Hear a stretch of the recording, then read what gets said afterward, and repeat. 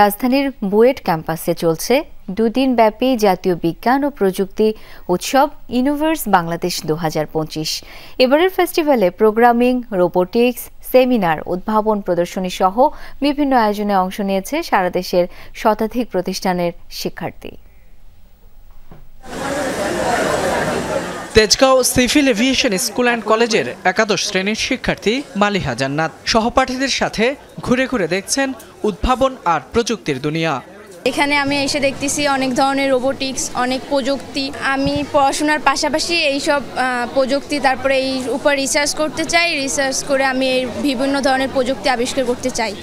মালিহার মতো অনেক শিক্ষার্থী অংশ নিয়েছেন বুয়েট ক্যাম্পাসে অনুষ্ঠিত দুদিনব্যাপী জাতীয় বিজ্ঞান ও প্রযুক্তি উৎসব ইউনিভার্স বাংলাদেশ 2025-এ, যেখানে নতুন নতুন প্রযুক্তির সাথে পরিচিতির পাশাপাশি শিক্ষার্থীরা অংশ নিচ্ছেন সায়েন্স অলিম্পিয়াড সহ বিভিন্ন প্রতিযোগিতায়। ট্রেজার হান্ট ছিল, তারপর আমাদের ম্যাথ, সায়েন্স অলিম্পিয়াড অনেকগুলোই ছিল, যেগুলো আমাদের এক্সট্রা কারিকুলার অ্যাক্টিভিটিসটাকে আরেকটু ইমপ্রুভ করবে।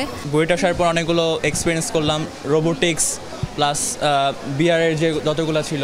রোবট আমাদের ভিডিও করছে, ড্রোন নিয়ে যাচ্ছে, এগুলোতে দেখেই আমাদেরকে এক্সাইটমেন্ট আরও বাড়াই দিচ্ছে। আমরা ইন্সপায়ার হচ্ছে যে কীভাবে করলে আমরা ইন ফিউচার আগাইতে পারবো আর ডেভেলপ করতে পারবো আমাদের এআই জিনিসপত্র নিয়ে হচ্ছে আমরা এগুলো কাজ করতে পারবো। এইভাবেও যে বাংলাদেশে যে এরকম বানায় এগুলো তো আসলে সব জায়গায় দেখা যায় না।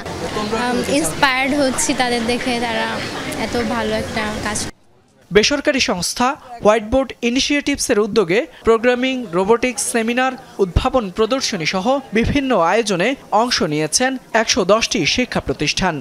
This is BRAC Duburi. BRAC is one of the flagship projects এবং বাংলাদেশের very first autonomous underwater vehicle. আমরা আর কি বাচ্চাদেরকে ইন্সপায়ার করতে চাই যে this innovation বা this is something that we can create ourselves. এই কিটটার মেইন গোল হচ্ছে স্পেস এডুকেশনের বার্তাটা সবার কাছে পৌঁছে দেওয়া। যেহেতু অলরেডি এই কম্পিটিশনের থ্রুতে আমরা অলরেডি অনেকজনের সাথে দেখা করতে পেরেছি and they seem very interested. আয়োজকরা জানান সারা দেশের 1.5 শতাধিক শিক্ষা প্রতিষ্ঠানের প্রায় 20,000 শিক্ষার্থী ও ক্ষুদে বিজ্ঞানীরা অংশ নিচ্ছেন এই আয়োজনে। উদ্ভাবনী প্রতিভার আন্তর্জাতিক ব্র্যান্ডিং ও উদ্ভাবকদের সাথে সরকারি বেসরকারি সংস্থার অংশীজনদের সম্পর্ক তৈরি করাই আয়োজনের লক্ষ্য। এবারের আয়োজন থেকে শীর্ষ 3 উদ্ভাবনী প্রজেক্টকে দেওয়া হবে জুলাই শহীদ জাহিদুজ্জামান তানফিনের স্মরণে শহীদ তানফিন ইনোভেশন অ্যাওয়ার্ড।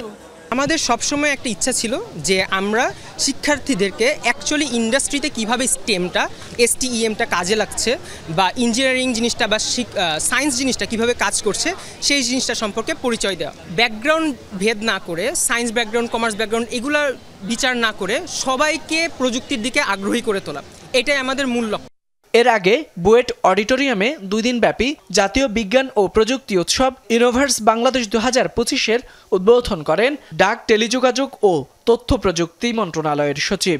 একাডেমিয়ার তরফ থেকে যে উদ্যোগগুলো গ্রহণ করা হবে, ফাইন্যান্সিয়ালি, ফিজিক্যালি, টেকনিক্যালি যত রকমের সাপোর্ট দরকার হবে, ICT division will stand by always ইনশাআল্লাহ। ফয়সাল মাহমুদ, যমুনা নিউজ, ঢাকা।